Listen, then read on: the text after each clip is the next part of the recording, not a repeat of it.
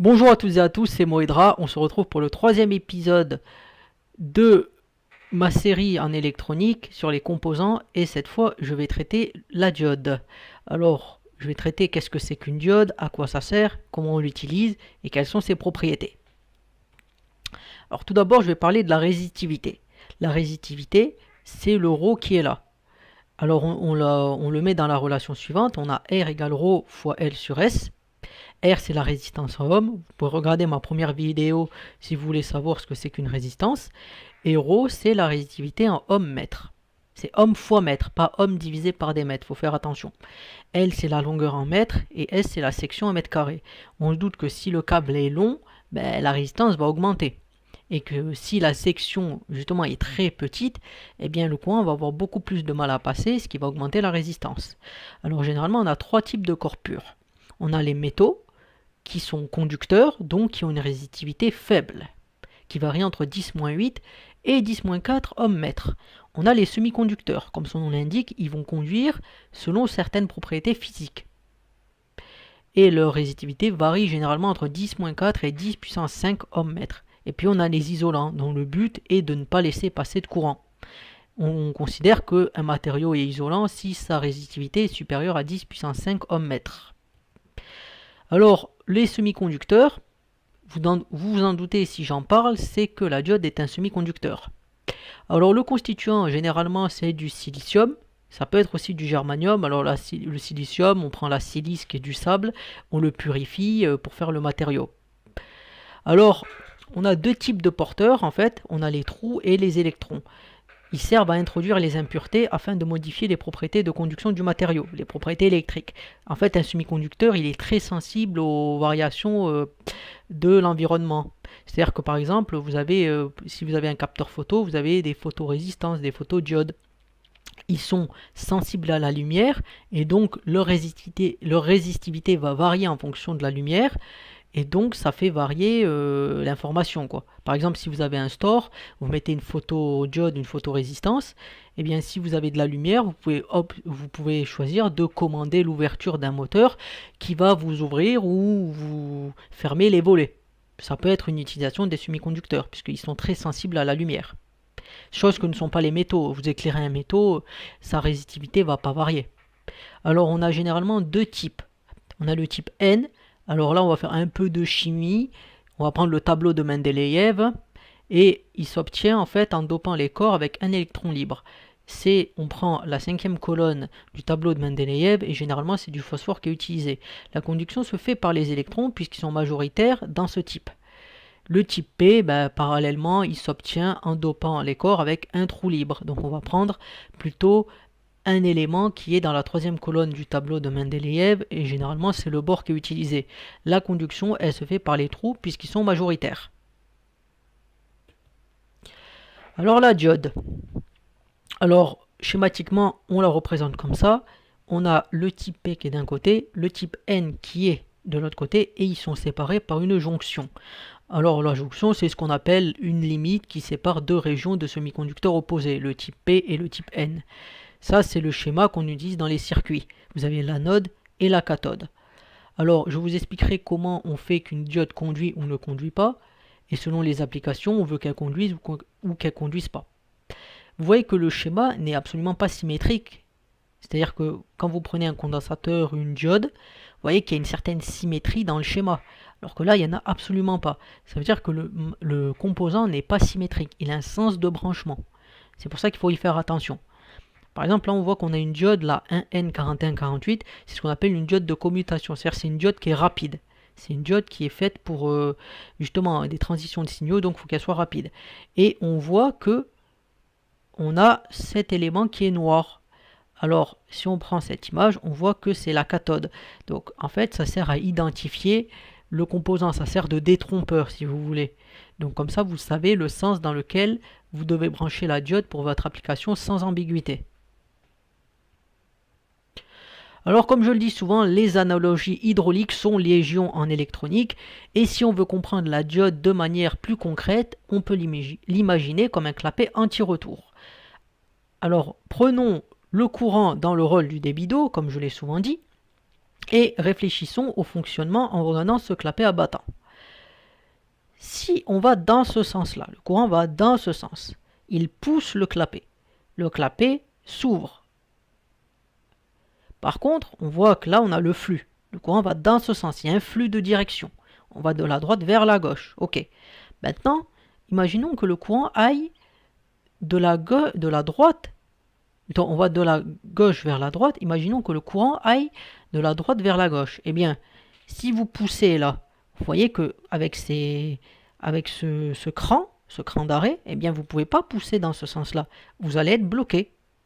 Donc, on considère que le courant sera passant dans un sens, ce qui équivaut à une résistance faible, à un interrupteur fermé donc, et que dans un autre sens, le courant sera bloqué.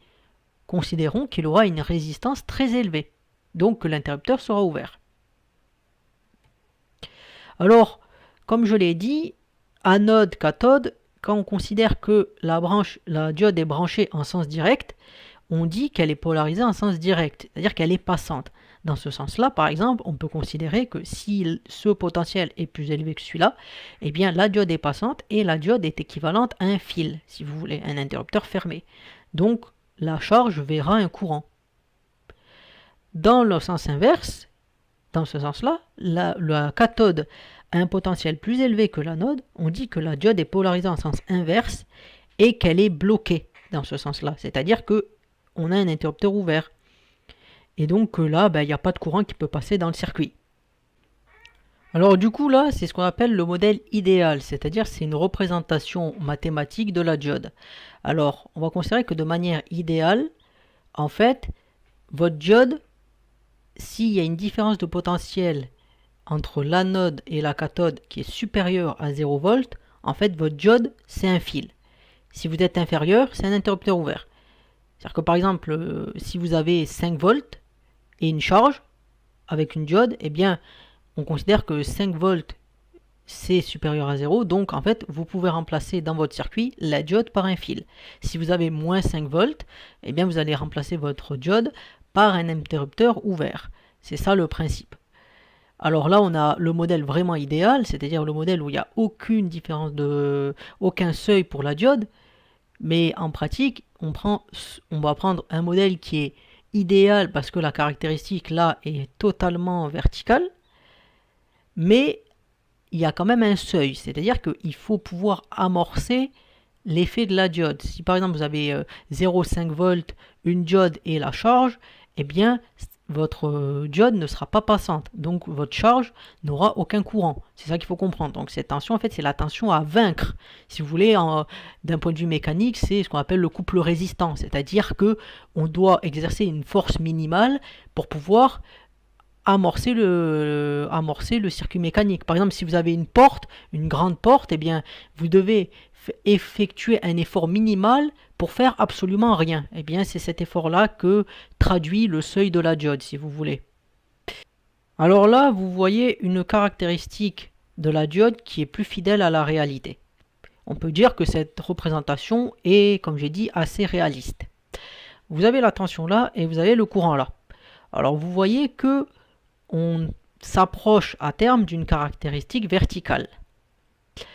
Et que pour une petite variation de tension, on va avoir une grande variation de courant.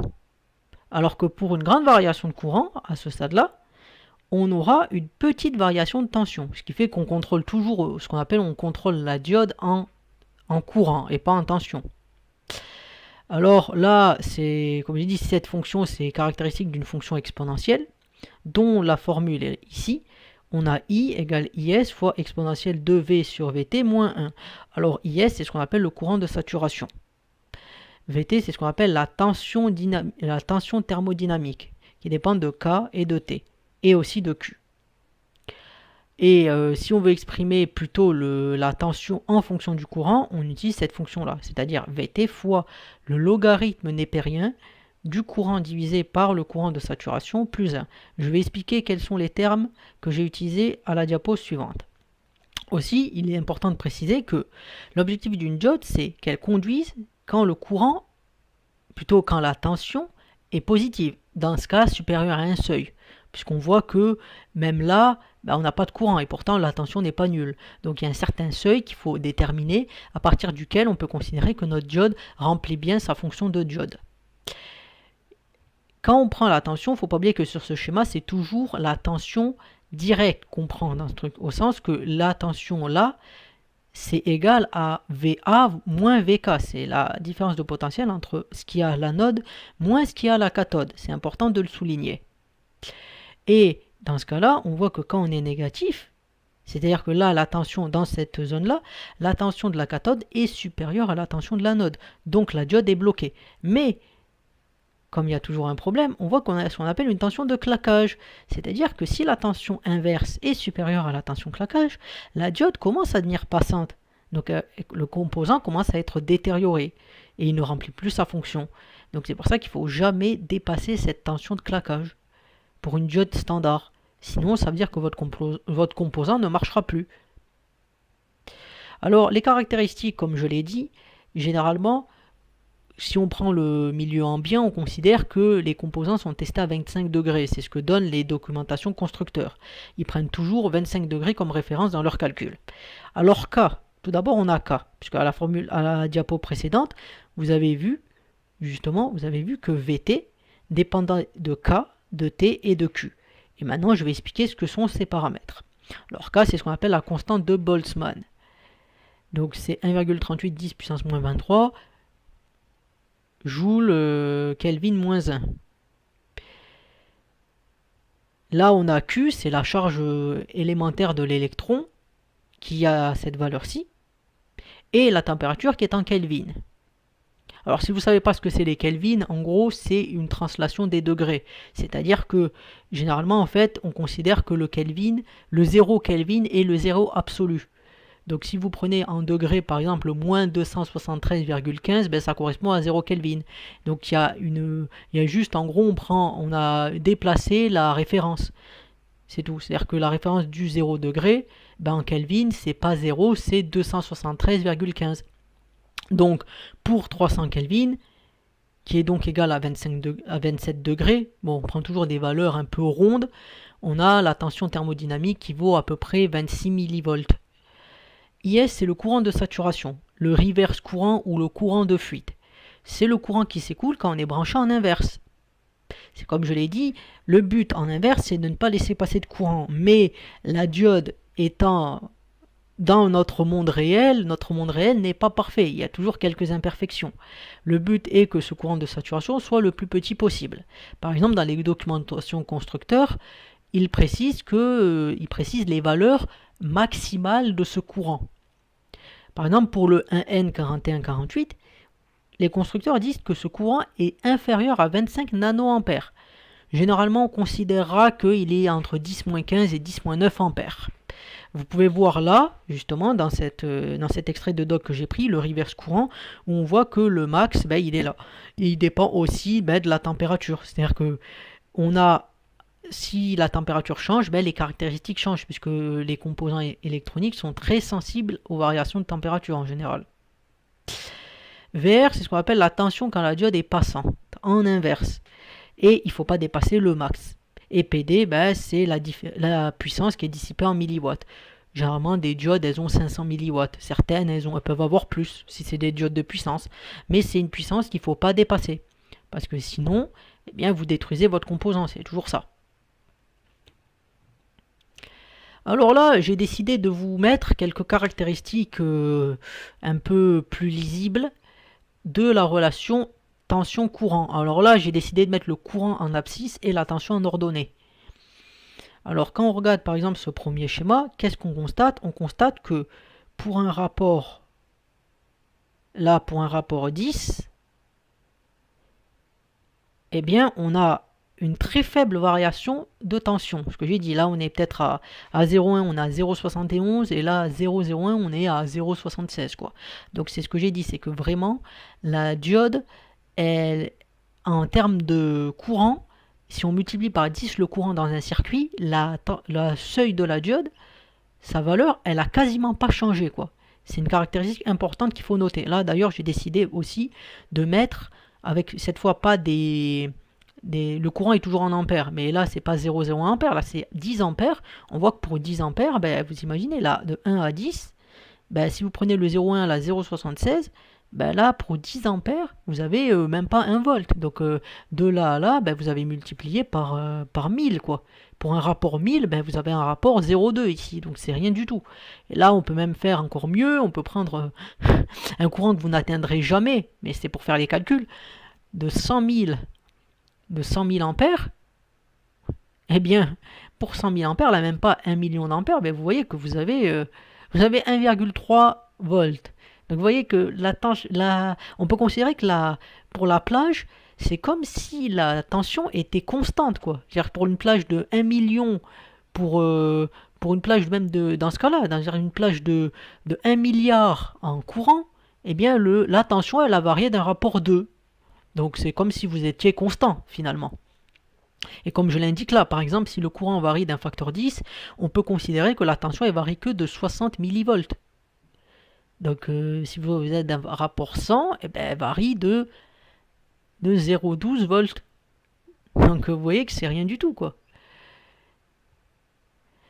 Alors, j'ai parlé des diodes, mais on a un type de diode spécial qui s'appelle la diode Zener. Alors, qu'est-ce que c'est que cette diode? C'est une diode qui permet, si la tension inverse appliquée est supérieure à la tension dite Zener, c'est aussi ce qu'on appelle le seuil d'effet avalanche, eh bien, on aura à ses bords la tension Zener quand on l'alimente en inverse. Et elle laissera passer le courant. C'est ça qu'il faut comprendre. C'est-à-dire que ça permet de créer une tension dite de référence. En fait, on fait une tension stabilisée avec ça. Donc pour ce faire, il faut qu'un minimum de courant passe dans la Zener pour activer cet effet Zener, mais il ne faut pas trop en laisser passer parce que, comme je l'ai souvent dit, il y a la puissance à prendre en compte. Et la puissance, c'est quoi? Ce sera la tension Zener fois le courant qui passe. Si vous mettez trop de courant dans votre Zener, eh bien votre diode sera détruite, comme tout matériel électronique. Et dans le cas où vous la branchez en direct, elle se comporte comme une diode normale. Mais bon, la diode Zener coûte très cher par rapport à la diode normale. Il serait débile de l'utiliser comme ça si on n'en a pas besoin. Alors le symbole de la diode Zener, c'est le suivant. Bon, c'est la diode, mais on voit qu'on est un peu courbé à ce niveau-là. Ce qui fait la différence. Cathode-anode. Voilà. C'est la diode, physiquement, elle est pareille qu'une diode normale, mais c'est juste que quand vous allez la regarder, vous aurez une tension qui est écrite dessus, c'est la tension Zener, et généralement cette tension est très mal écrite, et il faut regarder vraiment minutieusement pour pouvoir la lire. Hein. Alors, l'utilisation de la diode, il y en a plein, il y a sûrement que j'ai oublié, mais pour en lister les principales. Un interrupteur spontané, protection contre les inversions de branchement. Par exemple, si vous avez un circuit, vous avez des circuits intégrés, si vous inversez la polarité, vous pétez vos circuits. Si vous avez un amplificateur, si vous inversez la polarité, c'est-à-dire que vous mettez le plus là où il faut mettre le moins et le moins où il faut mettre le plus, ben vous avez détruit votre système. Votre système peut coûter très cher. Donc mettre une diode de protection, ça permet de protéger ce circuit, comme son nom l'indique, et d'éviter de racheter un autre appareil. On peut l'utiliser comme capacité variable, ça s'appelle les varicap, où généralement on va faire varier la capacité, bon ça se fait en picoampères, donc c'est vraiment un picofarad, je veux dire, ça se fait vraiment pour des plages assez élevées, mais de picofarad, donc vous n'aurez pas des microfarads avec ça. On l'utilise comme j'ai dit en régulateur de tension, c'est-à-dire qu'on prendra une diode Zener où on fait passer une tension dedans, et on aura cette tension de référence. On peut l'utiliser comme redresseur, comme pour le secteur, c'est-à-dire, comme je l'ai déjà dit, vous avez une alimentation de 230 sinusoïdale qui varie, et vous chargez votre téléphone. Votre téléphone, vous le chargez avec du continu. Donc vous avez bien dû faire une opération pour transformer ce signal alternatif qui varie en un signal continu. Aussi en écrêteur, c'est-à-dire qu'on va écrêter une valeur. Ça peut être pour protéger aussi des circuits. Si vous voulez que, par exemple, au maximum il y ait 6 volts, et bien vous vous arrangez pour mettre une diode couplée généralement avec une diode Zener, et vous limiterez cette tension si votre circuit en amont est supérieur à la tension que vous voulez. Puisque l'objectif c'est qu'il y ait un circuit en aval et que justement ce circuit soit protégé s'il y a des surtensions. Alors on peut aussi l'utiliser en multiplieur de tension, puisqu'en fait, si vous voulez, en couplant la caractéristique d'une diode et d'un condensateur, eh bien on peut faire en sorte que la tension soit multipliée, bien sûr jusqu'à une certaine valeur, et bien sûr vous ne pourrez pas avoir une énergie infinie et une puissance infinie. Donc ce que vous augmentez en tension, eh bien vous le perdez en courant, ce qui est logique. On peut aussi l'utiliser pour détecter un max, toujours couplé avec un condensateur, puisque cette fois on utilise la caractéristique de la diode, mais aussi celle du condensateur, qui est de stocker l'information pour déterminer le maximum. Ce n'est pas avec une résistance que vous l'aurez. La résistance n'a aucune mémoire. Aussi, on l'utilise pour une démodulation d'amplitude, c'est-à-dire si vous faites de la modulation d'amplitude pour faire transporter vos signaux très loin, vous devez récupérer vos signaux au niveau du récepteur. Et pour le récupérer, vous ne voulez pas récupérer le signal haute fréquence. Par exemple, quand vous avez la radio, moi je parle, si je suis à la radio, je veux qu'on entende ma voix. Ma voix, elle est dans un spectre 20 kHz, elle n'est pas à des MHz. Donc il faut pouvoir récupérer cette information. Donc on peut utiliser la diode couplée avec un circuit pour justement faire cette démodulation d'amplitude et récupérer que le signal qu'on appelle le signal utile. On peut l'utiliser comme roue libre pour dissiper de l'énergie. Ça, c'est généralement utilisé pour les hacheurs. C'est-à-dire que vous voulez faire varier votre tension, mais à un moment donné, votre circuit a besoin de dissiper de l'énergie. Et pour dissiper cette énergie sans détruire l'élément qui permet de commuter, eh bien, vous mettez une diode de roue libre où le courant va pouvoir s'écouler. Donc ça sert à pouvoir faire fluidifier, quoi. Ça sert à faire transporter le courant pour éviter de détruire le composant électronique. Et il peut être utilisé pour des fonctions logiques. Comme je l'ai dit, ce n'est à mon avis qu'une petite partie de l'utilisation de la diode. Et il y a plein de façons d'utiliser la diode différentes, mais celles-là, c'est les principales qu'il faut savoir. Alors en conclusion, déjà c'est un composant non linéaire. Vous avez vu la gueule de la caractéristique, c'est pas une droite, bon, c'est vraiment compliqué, c'est une fonction exponentielle et réciproquement une fonction logarithme. Donc c'est pas des fonctions qui sont faciles à appréhender. Comme je l'ai dit, si on double la tension, si on double le courant, eh bien la tension, elle, n'est pas doublée. Il y a un sens de branchement, donc il est polarisé. Et selon la fonctionnalité que vous voulez, vous devez respecter ce sens de branchement. Sinon votre fonction ne marchera pas. Alors, on peut considérer généralement que le seuil de tension, c'est-à-dire de dire que si vous avez respecté les conditions, eh bien, vous pouvez considérer que la tension qui est aux bornes de la diode, elle est fixe. En pratique, c'est assez vrai, on va dire. Ce seuil, on peut dire qu'il varie entre 0,3 et 1 volt. Ça, c'est selon le type de diode. 0,3, c'est si vous avez des diodes au germanium.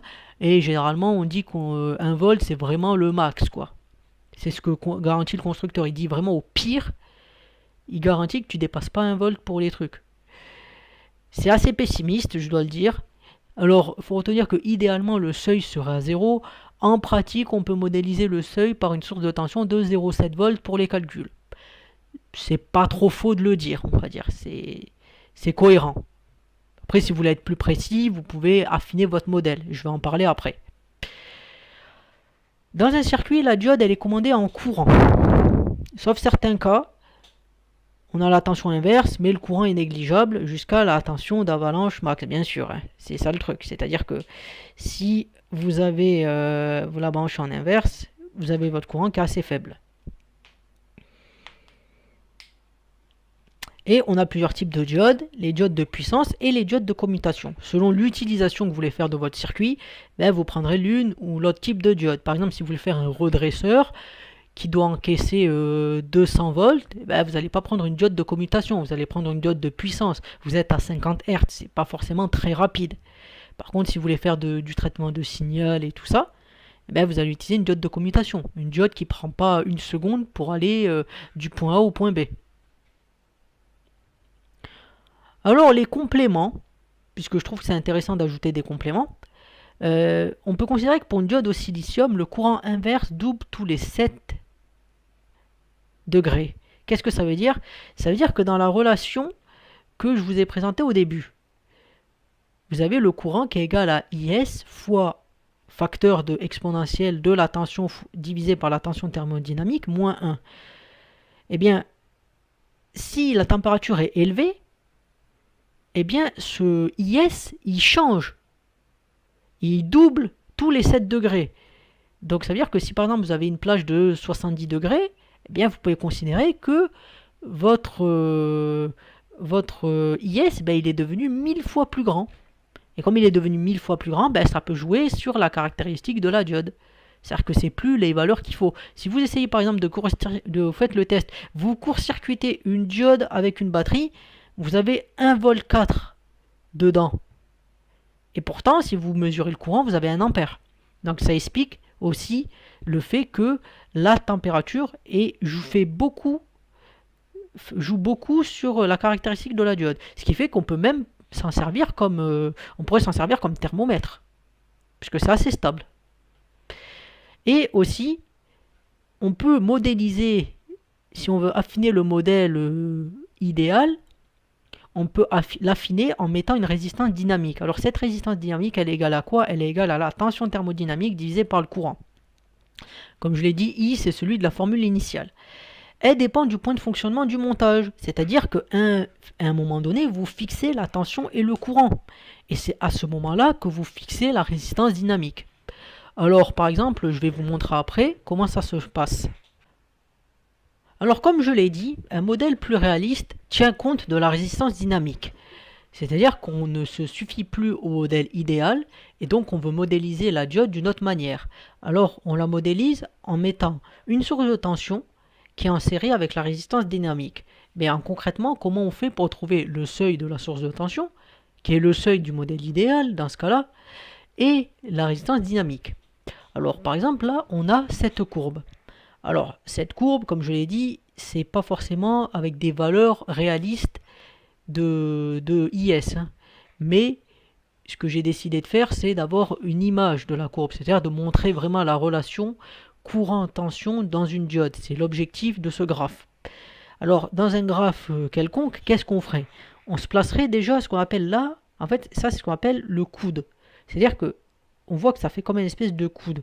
Donc on essaie de se placer dans un endroit où on est à peu près une droite. Donc finalement, on prendrait des valeurs, on mesurait et on dirait, ah là, ça commence à être une droite.